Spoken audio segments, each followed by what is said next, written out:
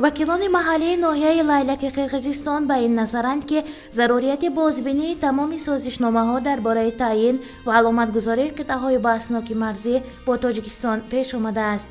وکیلان لیلکی طبق اطلاع خبرگزاری 24.kg مسئله مرز را دیروز 10 اکتبر در مجلس محلی اولهای ناحیه لیلک بررسی کردند. آنها خواستار تفتیش سازشنامه‌های بین دولتی شدند. در صورت پیدا شدن سازشنامه‌هایی که با منافع قرقیزستان مطابق نیستند، شخصان آنها را به امضا رسانیده را باید به جوابگری کشید، گفتند وکیلان.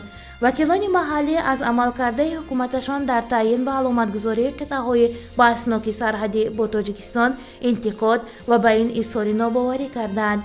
اینجا در بالا حکومت دستگاه رئیس جمهور شرح 24.kg ما را فریب می‌دهند، ما را تنها آرام می‌کنند.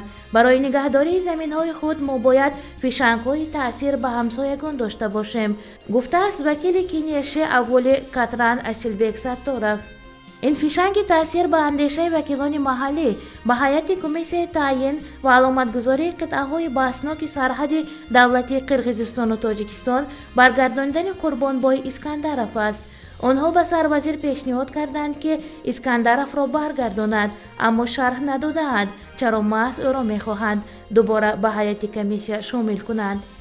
طبق اطلاع 24.kg بهار سال 2019 قربانبای اسکندرف پس از مناقشه در سرحد ولایت بادکند از وظیفه نمایندگی مخصوص حکومت قرقیزستان اوید به مسائل مرزی آزاد کرده شد.